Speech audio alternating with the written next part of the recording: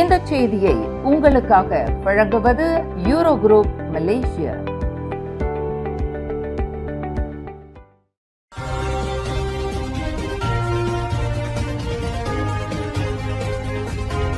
வணக்கம். திசைகளின் 5 மணி செய்திகள். ஜாரா கைரீனா உடல் தோண்டி எடுக்கப்படும், சிஐடி இயக்குனர் டத்தோகுமார் தகவல். முதலாம் படிவ மாணவி ஜாரா கைரீனா மரணம் தொடர்பில் அவரின் உடல் மயான புதைக்குழியிலிருந்து மீண்டும் தோண்டி எடுக்கப்படுவதற்கு பிறப்பிக்கப்பட்டுள்ள உத்தரவு நடைமுறையை அரச மலேசிய போலீஸ் படை உடனடியாக அமல்படுத்தும் என்று புக்கிடமான் போலீஸ் தலைமையகத்தின் குற்ற புலனாய்வுத்துறை சிஐடி இயக்குனர் டத்தோகுமார் முத்துவேல் தெரிவித்துள்ளார். குற்றவியல் சட்டம் செக்ஷன் 331 மற்றும் செக்ஷன் 335 ஆகிய பிரிவுகளின் கீழ் அந்த மாணவியின் உடல் தோண்டி எடுக்கப்படும் என்று இன்று வெளியிட்டுள்ள ஓர் அறிக்கையில் டத்தோகுமார் குறிப்பிட்டார். மாணவியின் மரணம் தொடர்பான புலன் விசாரணை அறிக்கையை சட்டத்துறை அலுவலகம் விரிவாக ஆராய்ந்து மதிப்பீடு செய்த பின்னர் மாணவியின் உடலை தோண்டி எடுப்பதற்கு நடவடிக்கை எடுக்கப்பட்டுள்ளதாக டத்தோகுமார் தெரிவித்தார். அந்த அறிக்கையின் மதிப்பீட்டு முடிவுகளின்படி விசாரணையை முறைப்படுத்துவதற்கு தேவைப்படக்கூடிய தகவல்கள் மற்றும் ஆதாரங்களை பெறுவதற்கு அந்த மாணவியின் உடல் தோண்டி எடுக்கப்படும் இந்த நடைமுறை முக்கியமானதாக கருதப்படுகிறது என்று அவர் குறிப்பிட்டார். சபா பாப்பார் லிமாவான் துன் டத்தோ முஸ்தபா சமய தேசிய இடைநிலை பள்ளியின் முதலாம் படிவ மாணவியான 13 வயது ஜாரா கைரீனா மகாதீர் கடந்த ஜூலை 16ஆம் தேதி அதிகாலை 4 மணியளவில் தாம் தங்கியிருந்த பள்ளி ஹாஸ்டலின் 3வது மாடியிலிருந்து கீழே விழுந்தார். கடுமையான காயங்களுடன் கொத்தக்கினபாலு குயின் எலிசபெத் 1 மருத்துவமனையில் சேர்க்கப்பட்ட ஜாரா கைரீனா மறுநாள் மரணமுற்றார். அந்த மாணவியின் உடல் பிரேத பரிசோதனைக்கு உட்படுத்தப்படாதது, விசாரணை முழுமையாக நடத்தப்படாதது குறித்து அதிருப்தி அடைந்துள்ள மாணவியின் குடும்பத்தினர் போலீசில் புகார் செய்துள்ளனர். மாணவி ஜாரா கைரீனா மரணம் தொடர்பில் வெளிப்படையான விசாரணை தேவை என்று பிரதமர் டத்தோஸ்ரீ அன்வார் இப்ராஹிம் கேட்டுக்கொண்டார். அதேவேளையில் அந்த மாணவியின் மரணம் தொடர்பான விசாரணையில் யாரையும் அரசாங்கம் தற்காக்காது என்று பிரதமர் உறுதியளித்துள்ளார். 13 வயது ஜாரா கைரீனா மரண விவகாரத்தை சாதாரணமாக எடுத்துக்கொள்ள முடியாது என்பதையும் பிரதமர் தெளிவுபடுத்தினார். காரணம், அந்த மாணவி கீழே விழுந்திருக்கிறார் என்றும் கீழே தள்ளப்பட்டார் என்றும் பகடி வதைக்கு ஆளாகியுள்ளார் என்றும் பல்வேறு குற்றச்சாட்டுகள் முன்வைக்கப்பட்டுள்ளதாக டத்தோஸ்ரீ அன்வார் குறிப்பிட்டார். எங்களின் நிலைப்பாடு தெளிவான ஒன்றாகும். இதன் பின்னணியில் யாருடைய பிள்ளையாக இருந்தாலும் சரி, ஒரு அமைச்சரின் பிள்ளையாக இருந்தாலும் சரி, வேறு யாராக இருந்தாலும் சரி, அதை பற்றி எங்களுக்கு கவலை இல்லை என்று டத்தோஸ்ரீ அன்வார் திட்டவட்டமாக தெரிவித்தார். சபாவை சேர்ந்த நமது பிள்ளை உயிரிழந்துள்ளார். அவரின் மரணத்தை சாதாரணமாக எடுத்துக்கொள்ள முடியாது. இதனை ஓர் அரசியல் பொருளாக பயன்படுத்துவதை நாங்கள் விரும்பவில்லை என்பதையும் பிரதமர் தெளிவுபடுத்தினார். இன்று சனிக்கிழமை கிளாந்தான் குபாங்கரியான் மலேசிய அறிவியல் பல்கலைக்கழகத்தின் சுகாதார கல்வி வளாகத்தில் கிளாந்தான் மடானி திட்டத்தை தொடக்கி வைத்த பின்னர் செய்தியாளர்களிடம் பேசுகையில் பிரதமர் மேற்கண்டவாறு தெரிவித்தார். பஹாங் மாநில அரச பேராளர் என்று கூறப்படும் ஆடவர் ஒருவர் தம்மிடம் முரட்டுத்தனமாக நடந்து கொண்டார் என்று புகார் அளிக்கப்பட்டு கிட்டத்தட்ட 2 ஆண்டுகள் ஆகிவிட்ட நிலையில் இவ்விவகாரம் தொடர்பான புலன் விசாரணை என்ன ஆனது என்று கிர்கிஸ்தான் நாட்டைச் சேர்ந்த பெண் ஒருவர் கேள்வி எழுப்பியுள்ளார். தம்மை மியா என்று மட்டுமே அடையாளப்படுத்திக் கொண்ட 35 வயதுடைய அந்த கிர்கிஸ்தான் பெண் இந்த சம்பவம் தொடர்பாக கடந்த 2023ஆம் ஆண்டு டிசம்பர் 5ஆம் தேதி கோலாலம்பூர் டங்வாங்கி போலீஸ் நிலையத்தில் புகார் செய்ததாக குறிப்பிட்டார். அந்த ஆடவர் தம்மை உடல் ரீதியாக காயப்படுத்தினார் என்பதுடன் கைபேசியை சேதப்படுத்தினார் என்பதற்கான சிசிடிவி கேமரா பதிவுகளும் உள்ளன என்று அவர் சுட்டிக்காட்டியுள்ளார். சம்பந்தப்பட்ட அந்த ஆடவர் தன்னிடம் பலவந்தமாக நடந்து கொண்டார் என்பதற்கான ஆதாரங்கள் அனைத்தும் சமர்ப்பிக்கப்பட்டு கிட்டத்தட்ட 2 வருடங்கள் ஆகிவிட்டன. ஆனால் நீதி கேட்டு தாம் அளித்துள்ள புகார் தொடர்பில் இதுவரை எந்தவொரு முன்னேற்றமும் இல்லை என்று இன்று டங்வாங்கி போலீஸ் நிலையத்தின் முன் நடைபெற்ற செய்தியாளர்கள் கூட்டத்தில் அந்த கிர்கிஸ்தான் நாட்டு பெண் மேற்கண்டவாறு தெரிவித்துள்ளார். செய்தியாளர்கள் கூட்டத்தில் அந்த பெண்ணுடன் ஆஜராகிய வழக்கறிஞர் கோ சியாயி கூறுகையில், இது தொடர்பான விசாரணை அறிக்கை கடந்த ஆண்டு முற்பகுதியில் சட்டத்துறை அலுவலகத்திடம் சமர்ப்பிக்கப்பட்டு விட்டதாக தங்களுக்கு தெரிவிக்கப்பட்டது என்றார்.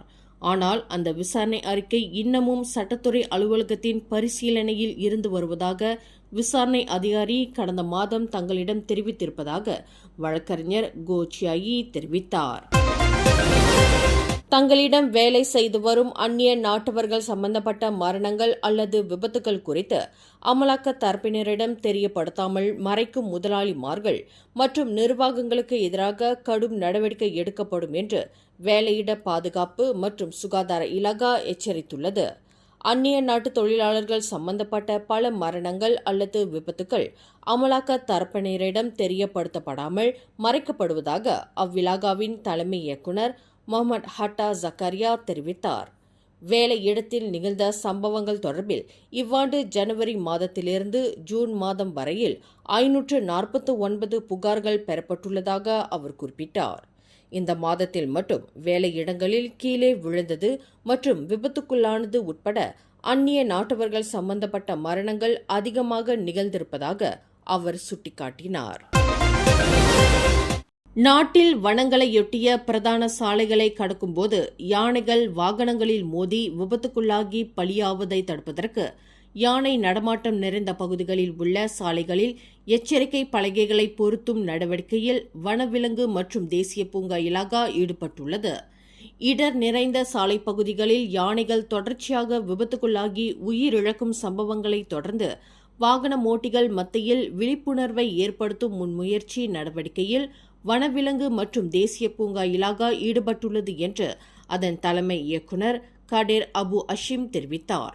யானை கூட்டங்கள் அடிக்கடி சாலைகளை கடக்கும் பகுதிகளான கடா, கொலமுடா, கிளாந்தான் ஜெல்லியையும் பேரா கிரிக்கையும் இணைக்கும் கிழக்கு மேற்கு சாலை, திரங்கானு ஜெர்தே போன்ற பகுதிகளில் எச்சரிக்கை பலகைகள் பொருத்தப்படும் என்று அவர் குறிப்பிட்டார். தாம் ஒரு சிங்கப்பூர் பிரஜை என்று அடையாளப்படுத்திக் கொண்டு அறிமுகமான ஆடவரிடம் மனதை பறிகொடுத்து லவ் ஸ்கேம் மோசடியில் சிக்கிய 53 வயது பெண் நிர்வாகி ஒருவர் தமது சேமிப்பு பணமான 23,40,000 ரிங்கிட்டை பறிகொடுத்துள்ளார். இவ்வாண்டு பிப்ரவரி மாதம் தனது உறவுக்காரர் மூலம் அந்த நபர் அறிமுகமானதாகவும் தம்மை திருமணம் செய்து கொள்வதாக அந்த ஆடவர் வாக்குறுதி அளித்திருந்ததாகவும் அந்த மாது தெரிவித்துள்ளார். அதன் பின்னர் அந்த ஆடவர் கனடா ஒட்டாவாவில் வசிப்பதாகவும் வாட்ஸ்அப்பிலேயே தம்மை தொடர்பு கொண்ட நிலையில் தன்னை வசியப்படுத்தி தனது சேமிப்பு பணத்தை சன்னமாக கரைத்து விட்டதாக அந்த பெண் நிர்வாகி போலீசில் புகார் செய்துள்ளதாக பினாங்கு மாநில போலீஸ் துணைத் தலைவர் முகமது அல்வா ஜைனால் அபிடின் தெரிவித்துள்ளார். மனிதவள அமைச்சின் இந்தியர்களின் திறன் மேம்பாடு முன்முயற்சியான மிசி ஏற்பாட்டில் பினாங்கு பிராயில் QC ஆபரேஷன் எனும் தர செயல்பாடு பராமரிப்பு மீதான பயிற்சி திட்டம் வெற்றிகரமாக நடத்தப்பட்டது. கடந்த ஆகஸ்ட் 4ஆம் தேதி முதல் 7ஆம் தேதி வரை 4 நாட்களுக்கு நடைபெற்ற இந்த QC செயல்பாடு பராமரிப்பு பயிற்சியில் அதிகமான பங்கேற்பாளர்கள் கலந்து கொண்டு தர கட்டுப்பாட்டுத் துறையில் உள்ள விலை மதிப்பற்ற பல்வேறு விஷயங்களை அறிந்து கொண்டனர். அத்துடன் நடைமுறை சார்ந்த அறிவார்ந்த விவரங்களையும் கற்றுக்கொள்ளக்கூடிய வாய்ப்பு மிசியின் இந்த பயிற்சி திட்டத்தில் கிட்டியது. இந்த 4 நாள் பயிற்சியானது வடிவமைப்பு மற்றும் மேம்பாடு முதல் ஆய்வியல், வாடிக்கையாளர் கருத்து வரை உற்பத்தி துறையின் அனைத்து நிலைகளிலும் தரத்தை உறுதி செய்து நடைமுறைகளை வலுப்படுத்துவதை நோக்கமாக கொண்டதாகும். இந்த பயிற்சி திட்டத்தை பினாங்கு ஆட்சிக்குழு உறுப்பினரும் பிராய் சட்டமன்ற உறுப்பினருமான டத்தோஸ்ரீ சுந்தர்ராஜு சோமு அதிகாரப்பூர்வமாக நிறைவு செய்து வைத்தார். டத்தோஸ்ரீ சுந்தர்ராஜுவுடன் மனிதவள அமைச்சின் சிறப்பு பணிகளுக்கான அதிகாரி டிகெம் லூட்ஸ், பிராய் நகராண்மை கழக உறுப்பினர் பொன்னுதுரை விக்டர் மற்றும் புக்கின் பர்தாஜம் நாடாளுமன்ற தொகுதியின் அதிகாரி யுகன்ராஜ் தேவர் ஆகியோர் கலந்து சிறப்பித்தனர். பயிற்சிக்கான பாடநெறியை வெற்றிகரமாக முடித்த ஒவ்வொரு பங்கேற்பாளருக்கும் சான்றிதழ் வழங்கப்பட்டது. தரமான பயிற்சி மூலம் சந்தைப்படுத்துதலை அதிகரிக்கும் திட்டத்தின் நோக்கத்திற்கு ஏற்ப அவர்களுக்கு வேலை வாய்ப்புகளுக்கும் இந்த பயிற்சி அடித்தளமிட்டது. டத்தோஸ்ரீ சுந்தர்ராஜுவும் டிகெம் லூட்ஸும் பங்கேற்பாளர்களின் அர்ப்பணிப்புக்கு தங்கள் பாராட்டுகளையும் ஊக்கத்தையும் தெரிவித்துக் கொண்டனர். தொடர்ச்சியான கற்றலின் முக்கியத்துவத்தையும் தொழில்துறை தரங்களை மேம்படுத்துவதில் தர கட்டுப்பாட்டின் முக்கிய பங்கையும் நாட்டின் பணியாளர்களின் போட்டித்தன்மையையும் அவர்கள் வலியுறுத்தினர். மேலும் செய்திகளை தெரிந்து கொள்ள கீழே இருக்கும் பெல் பட்டனை அழுத்துங்கள். உங்கள் மகிழ்ச்சியை வெளிப்படுத்த லைக் மற்றும் ஷேர் செய்யுங்கள். தொடர்ந்து திசைகளோடு இணைந்திருக்க சப்ஸ்கிரைப் செய்யுங்கள்.